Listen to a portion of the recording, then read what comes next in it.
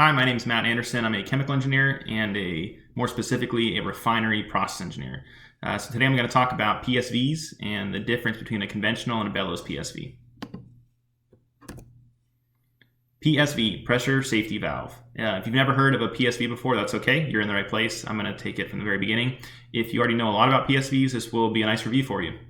So all vessels have an MAWP, which is maximum allowable working pressure. The little example I sketched out below, 15B100, has an MAWP of 100 PSIG, which in a refinery you'll just hear called pounds all the time, at 200 degrees Fahrenheit. And so MAWP should not be exceeded, hence the name maximum allowable working pressure. And so PSVs prevent vessels from overpressuring. If you had an uncontrollable overpressure event for 15B100 and the pressure is quickly approaching 100 pounds, once it gets to 100 pounds, you'd much rather have the PSV relieve than you would have the vessel continue to increase in pressure. And so PSV 001 is shown here, and that's the very standard symbol you'll see for a PSV on a PNID, which is kind of the two triangles with the dashed lines, and it's relieving to the flare header. So the set pressure is the pressure that it's set at, which is when it will open and relieve the pressure. So this is set at 100 pounds, and more often than not, the PSV will be set to equal the MAWP of a vessel. And in the last diagram, you saw I'm saying it's relieving the flare header. If you ask yourself, what is flare header, then you're in the right place too, because flare header, what's that? So a flare header you can think of as a common line and shared by many relief devices. And there's many relief devices tying into it, and the location where it's going is shown as to the flare vapor recovery. Vapor recovery is beyond the scope of this video, but it could be a good topic for a different video in the future. And so here I'm showing 15B 101, 102, and 103, each with their own PSVs set at different set pressures, all relieving to the flare header. And so this flare header is typically going to be a larger diameter pipe, larger ID. Back pressure, another really important term for PSVs and understanding them, and really, why you need a conventional or a bellows, you need to understand back pressure. And so it's really simple. It's the pressure that is downstream of the PSV. And by downstream, I mean the direction of normal flow. So this location here would be considered the back pressure of PSV 001. The pressure at this location would be the back pressure. And so typical back pressure of a flare header could be half a pound to 3 pounds, maybe half a pound to 2 pounds. And a very important point here as well is that the relief will occur based on the delta pressure, the DP, across the relief valve disc. So it's going to compare the pressure of the vessel with the back pressure.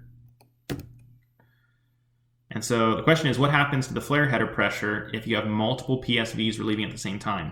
And as an analogy, imagine you are at a stadium, basketball, football, whatever you like, concert, and at the end of it, you have to leave, but it's you and thousands of other people. So as you all go out into the halls and you all go to leave and get into your cars, you're crowded and it's difficult to leave.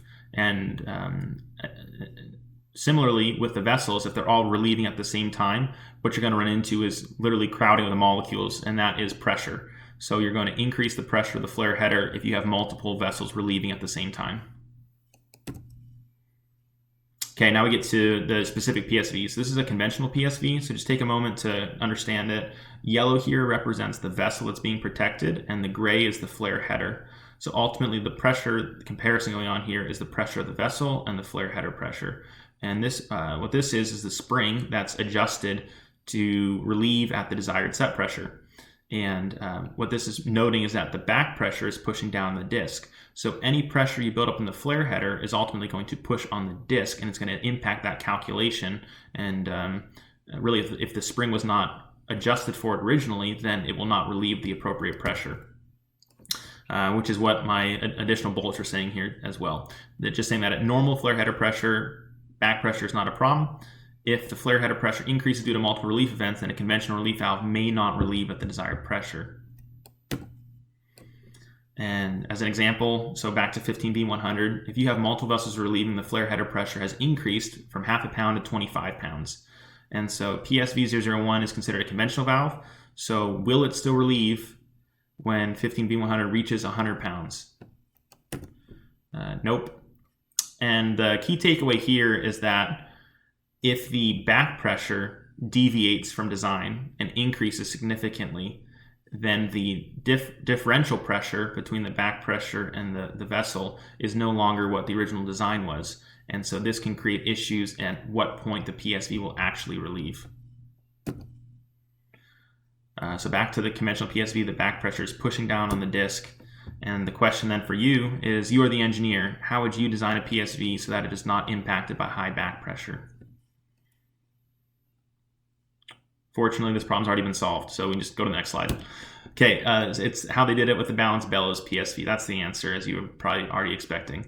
And so the key here, if you look at the little green section, that's a Bellows. And it's understandable why sometimes it's called a Bellows seal, because effectively you're sealing where the back pressure, or where the flare header or the back pressure could be, from the area above the disc, and ultimately the force that is pushing down on the disc to maintain a tight seal.